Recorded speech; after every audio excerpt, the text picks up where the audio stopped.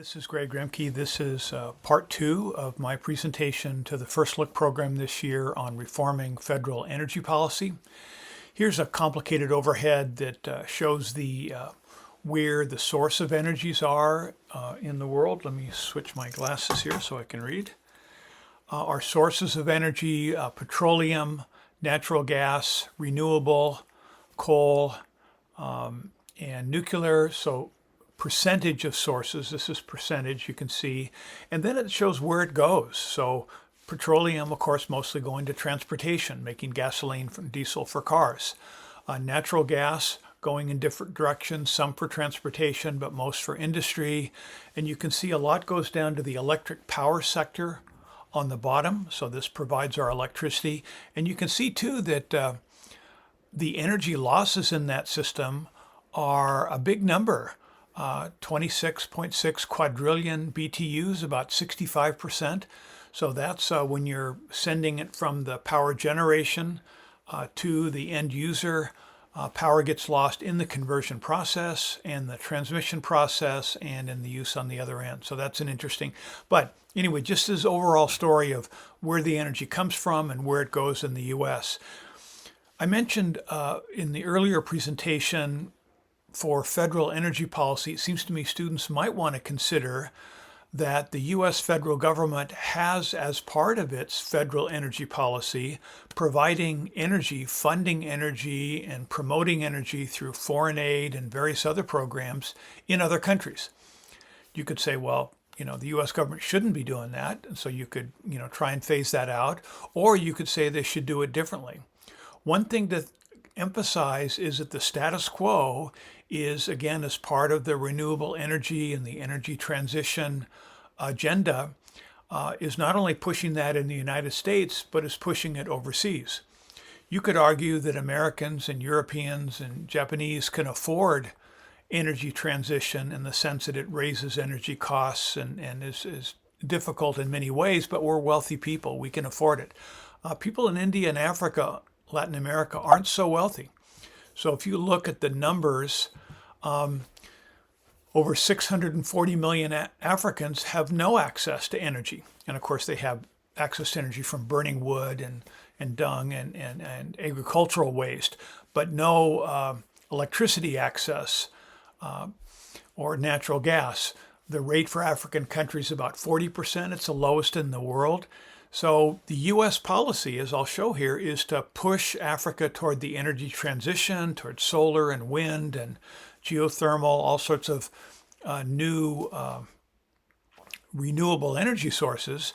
But if you take out South Africa, which was developed by the British and colonial history, it's 180 kilowatts per person consumption, compared to 13,000 in the United States, 6,000 in Europe. So it's way, way low now, and we're saying you can't go to fossil fuels because of greenhouse emissions or CO2 emissions. So it's worth considering those U.S. policies could and perhaps should be changed. Here's a Carnegie Endowment article online at this link. It's how the U.S. can better support Africa's energy transition. And arguing for better policies. This is January 2023. But the premise of this is that we should be funding Africa's energy transition. That is, that it should be a U.S. policy funded by U.S. taxpayers or U.S. federal agencies, and that we should somehow be in charge or influence or consulting. But we're already a rich country, and we're rich in part because of access to inexpensive energy. So from this article, since 2021, the Biden administration has made U.S. support for climate action overseas a central component of its foreign policy agenda. Well, that sounds like a foreign policy topic, but much of the focus is on energy policy, is the global energy transition. So that's what the U.S. is doing now. Seems to me debaters could call for reforming that. The article goes on to say, but most African countries emit very few carbon, they say carbon, it's not carbon, it's carbon dioxide. Carbon is a different mineral than carbon dioxide, which is a gas, of course. But they have vast energy deficits. They die in much larger numbers, and they have less economic development, in part because they don't have access to energy for their house, for refrigeration, for their clothes washer, any of that. And they can't get financing for new energy infrastructure, in part because the United States federal energy policy is obstructing it, is trying to stop fossil fuel development in Africa, arguing it's going to destroy the world through carbon dioxide emissions. But again, that has a tendency to lock Africans into a very low level of energy consumption and, of course, poverty, because poverty is energy poverty. So as a result, their outlooks and objectives for energy transition very, very different. They say, well, let's get wealthy first, like the US and Europe and Japan has, and then we can spend money and invest on cleaner, greener energy and so forth. Here's the universal access to energy in Africa from a different article, total gigawatts and so forth. But again, this same number than before, that they're consuming far less energy. And here, more from that article, access to energy is crucial, not only for health and education outcomes. You see pictures of young people out on the street doing their homework because there's the only light at night comes from the street lights. They don't have power at home. Also, reducing the cost of doing business and unlocking the economic potential. How are these people going to get wealthy if they don't have enough energy, electricity to power their lives and their businesses? So this article is saying insufficient energy access across Africa, thousands of deaths due to wood-burning stoves for cooking, and that's children die from lower respiratory infections caused by inhaling smoke in their homes. So status quo is saying we need less outdoor pollution, so blocking coal and other fossil fuel plants, but people are dying from no access to electricity at all, so they're inhaling smoke pollution inside. So that's the challenge in Africa today. You can read more about this. Here's an article in The Economist. Africa is going to remain poor unless it uses more energy. And there's a study about Namibia. It's got this green hydrogen project funded by, colonial, modern green colonialism, you might say, promoting renewable energy. Everyone's excited that they're going to leapfrog fossil fuels and go straight into this green energy economy. But as the article points out, things aren't that simple. They're trying to get this to work. There's another article about a tech company in Lagos, Nigeria, that's trying to put in solar panels so it doesn't have to use its diesel generator to power the air conditioners, but they can't get it to work. They can't get it, the solar's not powerful enough to run the air conditioner, so now they're back using the generator. But again, Africans are using far less energy, and U.S. energy policy is trying to stop them from the least expensive way to restore that, which is fossil fuels. This is Maguette Wade, who works with the Atlas Network, their Africa project, and she says, the what's holding Africa back is lack of affordable energy. And then it goes to the annual income in Africa, $2,000. This is an editorial from the Wall Street Journal in 2021. The majority of people rely on fossil fuels for survival, and yet the climate conferences and U.S. policy are saying, well, let's leapfrog this and go straight into green energy. Well, that tends to mean a longer wait for more expensive energy that comes later, and it's directed by foreign aid, the World Bank, International Monetary Fund, these international organizations that have been so destructive for Africans in misguided foreign aid over past decades.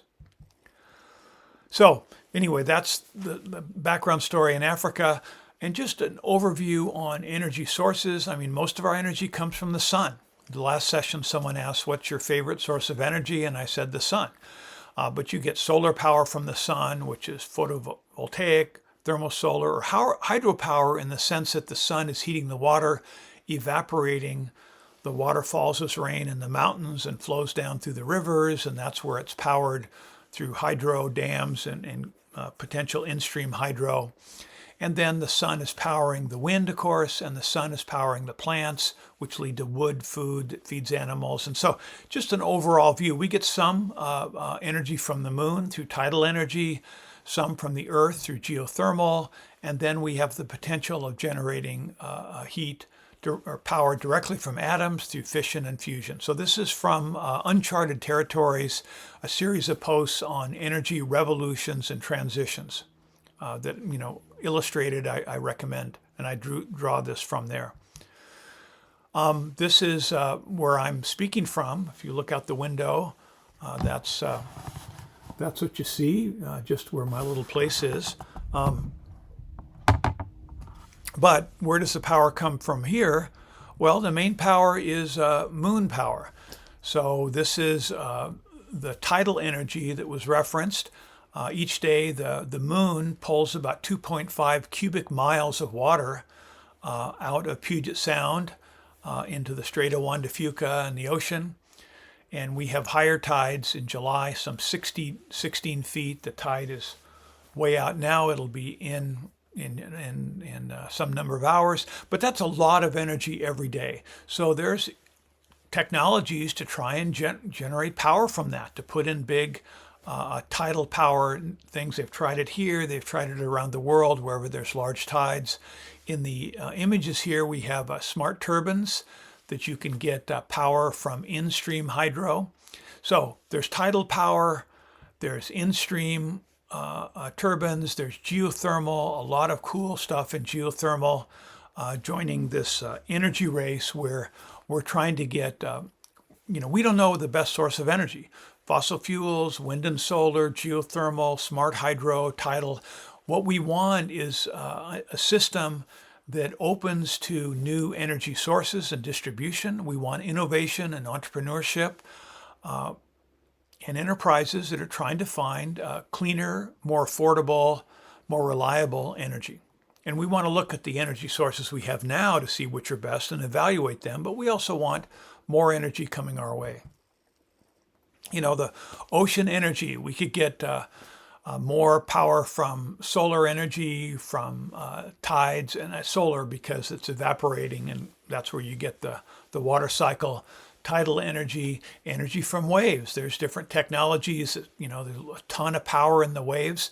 Could you generate waves by having stuff moving up and down? And there's a lot of entrepreneurs working on that. There's OTEC trying to generate power from the temperature differentials between the cold, deep ocean and the higher ocean that's warmed by the sun. So that differential, just as geothermal can generate power through, or generate warming and cooling through temperature differentials. The OTEC tries to do that as well. And then energy from gravity, which I'll describe more in a minute. So you can use this temperature difference to produce electricity or desalinate ocean water.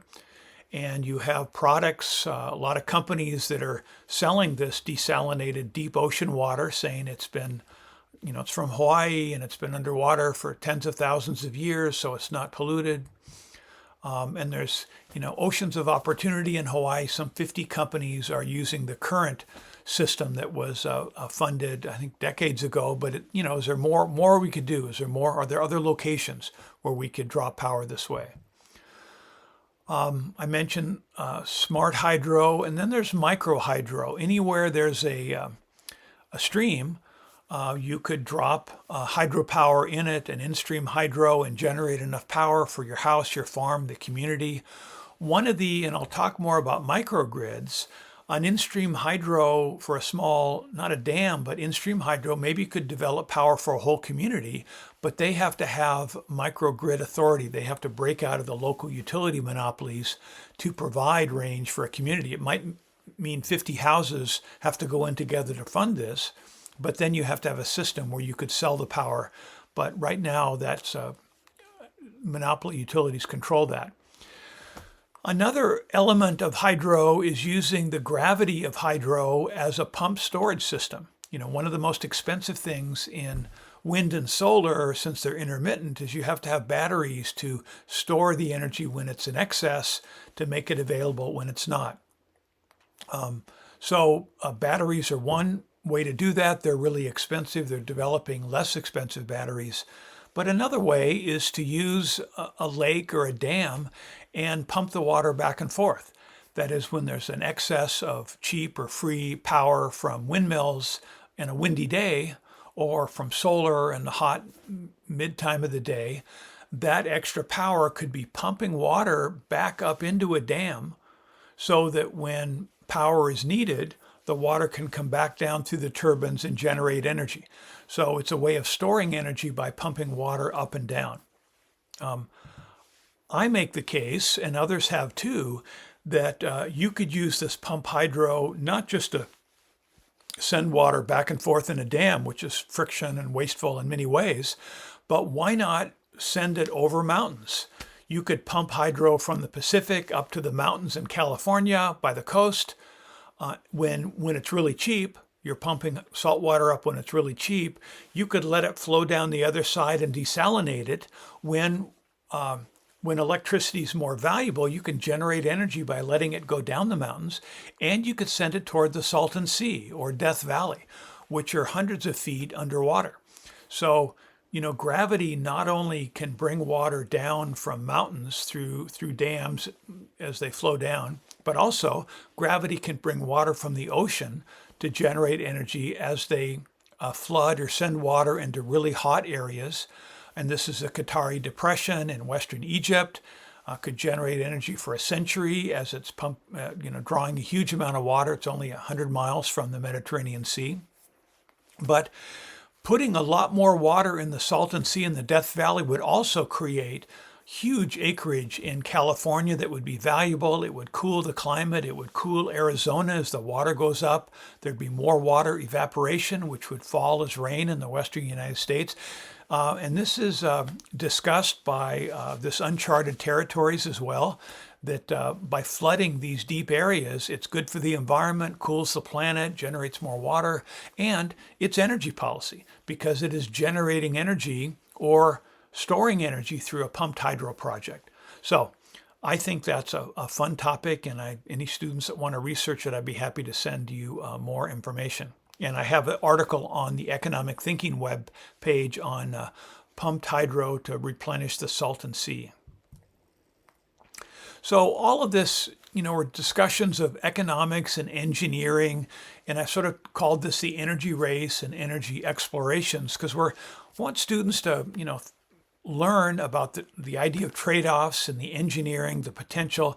I mean, one of the reasons hydropower is in so many ways superior than wind power is because water is a lot heavier. You can look at how much energy is generated from a windmill versus an in-stream hydro. The weight of water is so much heavier than wind. And of course, in a river, it's almost always flowing, even a small river. There's times of drought, but generally you've got a steady flow down. But all these things, there's an engineering component, but also there's a question of the incentives, the information, the trade-offs. I think as our past speakers have mentioned, that what's the trade-off with windmills? Well, it takes a lot of land. Solar takes a lot of land. Whereas natural gas, it's pulling the gas out from under the earth, and it's a small, compact energy generating technology. And remember, we don't know what we don't know about energy. New developments, my feed that comes from Google's algorithm is giving me new battery game changers, 5 or 10 times a week. These are news stories generated by the public affairs departments of different university research labs, but there's constant new research on new and better batteries, new and better other energy technologies, and it's hard to know which is best, and we want a system that has the incentive to find those best ones and invest in those rather than the ones that are, yesterday's or old technology, which is why you often you want to rely on the private sector, people with their own skin in the games, their own investment funds, to put money in these technologies. So we want discoveries, inventions, innovations are coming fast. And again, we've got this increase in energy density. The power, we're getting more power, it's cleaner power, it's more reliable. That's been great news. we've had a step backwards with wind and solar in the reliability side, but we're trying to make up for that with, pumped hydro, batteries, and other technologies. Nuclear, again, pollutes less, but with a lot more complexity and much higher cost, but we're hoping that new nuclear power will resolve that. I mentioned that, hydropower and geothermal are limited by location, but there's a new announcement just yesterday, a new geothermal operation in southern Utah that's going deep into geothermal rather than trying to get a hotspot by the mountains. So again, they're all improving. Reliability is still a challenge, and we want to embrace this advances across the energy landscape. So a lot of sources for this topic. Here's in 2022, the Steamboat Institute in Colorado had a conference on energy policy, climate science, freedom, and prosperity. And you can go on their website. There must be 25 different speakers, a whole bunch of presentations on different aspects of energy policy and climate science. Remember, our U.S. energy policy is currently driven by desire to reduce CO2 in the atmosphere. But here, Bjorn Lomborg of the Copenhagen Consensus makes the case that cleaner energy and better batteries is coming, but if we try to do this prematurely, we're sentencing, millions of people to die and suffer from lack of energy now. So he's arguing, let's not exaggerate the harms of climate change. Climate change, global warming, it's real, but is it killing as many people as lack of electricity is killing around the world, or will it in the next 10 or 20 years? And we have good evidence on that. We shouldn't be scared into doing things that lead people to be impoverished and suffer now. And many other speakers there. Also in Colorado, the Independence Institute, in 2019, they had a microgrid summit. And I'm going to argue that advocating microgrids is a powerful step for breaking these utility monopolies. The idea that we had this, debate in the 1920s, should electricity be free for everyone as a right? That's what the socialists wanted. Should it be free market competition with lots of energy companies providing electricity? Or should it be a compromise, a regulated monopoly that is provided by the private sector, but with a guaranteed profit on what they do, and they, you have the advantages of the private sector, but they don't go wild and too much. They have a rate agency that makes them not charge too much. The challenge with that claim is that utility monopolies tend not to work very well, and the huge number of deaths in Hawaii with these recent fires is blamed on the Hawaii utility monopoly. Similarly with the fires in California, blamed on PG&E, the utility monopoly's policies of not upgrading their grid.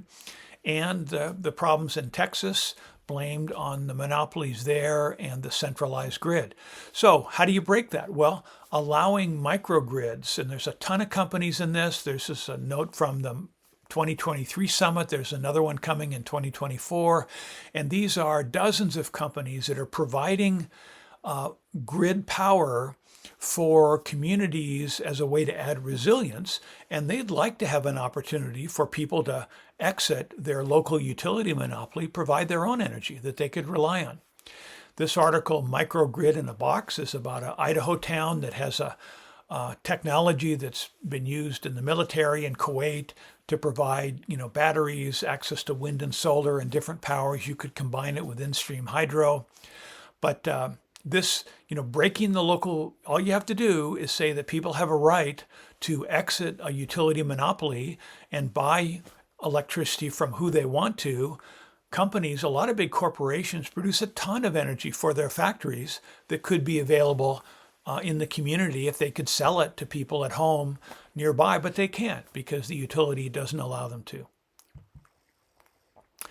More energy sources. This is the Institute for Energy Research that Rob Bradley is president of, and he was a speaker yesterday. You have a lot of articles there on energy policy and reforms that would be reasonable.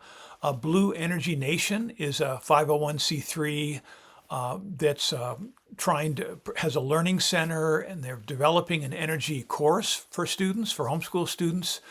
and their common sense energy, their sort of theme or view is you want abundant, dependable, affordable energy and clean energy.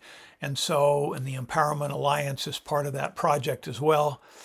You want to evaluate energy so people can rely on it, it's clean and affordable. Yet the status quo is taking us in a different direction, whereas you've heard before, a lot of our solar and wind is relying on foreign supply chains to provide the materials as well as being intermittent. And by the way, though our speakers have been all critical of wind and solar, we did try to get some other speakers that are for wind and solar, and you'll find there's a huge number. You can go to environmental organizations and a whole the solar industry, the solar power industry. They've got lots and lots of advocacy for this, as well as many different think tanks and education groups. So, though our presentation has been advocating market reforms and more fossil fuel reliable energy, there's plenty of arguments on different sides of these issues. Mentioning John Stossel, there's a Stossel in the Classroom website that I recommend. It must be true, because I hear it all. There's a video that I play in my workshops where he talks about, this is the energy debate that just started playing there. But if you go to the Stossel in the Classroom website, you'll find a dozen different short videos on energy debates between fossil fuels and renewables, again, from a market perspective. Stossel also has a essay contest and video contest, and this year they've chosen a topic on energy, the path forward, and you can enter that contest, read about it, look at some of the videos, and so hopefully you'll be able to take either some of your arguments or your debate case and turn it into an entry into the Stossel contest, where there's cash prizes and a trip to New York City and all sorts of fun things. So let's switch gears for a minute to nuclear power. Lots of different opportunities. This is on the picture here. This is from the Argonne National Laboratories, and this is free software programs for developing nuclear reactors. Maybe your debate team could build its own nuclear reactor, or at least design it. But one of the advantages in software is open source, where a lot of people can contribute to it, and we find this in different aspects of the software industry, Linux, for example. But what about having open software for nuclear power, where people can add to it and draw from it? And I don't know that there's one that's going to be underwater like this, but apparently you don't have to worry about it overheating, because you can flood it with water more easily. In any case, there's discussion of this online. You can read more about it. Open-100, where they claim opening the future. The problem with nuclear power, it's way too expensive. It hasn't gotten cheaper. It's got more expensive. So they're saying open sourcing is a way to reduce those costs. So having an open platform, that's one approach to lowering the cost, increasing the safety of nuclear power. There's many others. The United States is funding a nuclear power plant in Romania, or has funded. And this is, you can read more about that. But what's particularly interesting to me for this, and this is a quote from the article online, the funding for this nuclear power plants in Romania, funded by the Export-Import Bank, that is the United States, that is backed by taxpayers. It's an export credit agency, and it allows Romania to borrow the money to build this nuclear plant. If something goes wrong with the loan, the U.S. taxpayers pay for it. But, and you could argue, Export Bank shouldn't be doing that. You know, whether it's wind and solar, fossil fuel, or nuclear, why should the Export-Import Bank be guaranteeing loans to foreign countries? How does that help the U.S.? That would be one argument. But also interesting here is that this plant is Romania. It's the only plant in Romania that's built with this Canadian technology, Cernavoda, where they're building it. But this Canadian technology, it's been operating since the 1990s safely in Canada. That's 30 plus years. This company can't get a permit to open their plants in the United States, even though they've been operating successfully, safely in Canada all this time, less expensively. They can't even get their application considered by the U.S. Nuclear Regulatory Commission.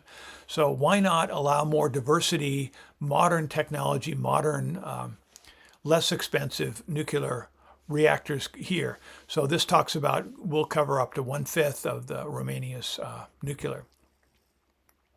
Also, in England, they're opening small nuclear power plants. Wyoming has gone ahead and voted local cities vote to have a novel nuclear power plant. There's reactors from, hold on a second, I got a message. Okay, I'll stop in just a minute here, but Nuclear Regulatory Commission has certified designs. Now, what's interesting here, they've certified the design for this small modular reactor by NuScale, but once NuScale designs it, then they have to come back and get a license for it. The question is that going to raise the cost without increasing the safety? Should we have an alternative to the NRC? Also, we have thorium, discussion of thorium reactors as a safer alternative. There's articles about this by the International Atomic Energy Agency. And then there's companies like Thorcon that are building thorium energy reactors now. They're developing one in Indonesia. There's one came online in China. You can read more about this online. Lars Jorgensen at Thorcon describes it online, and I highly recommend that.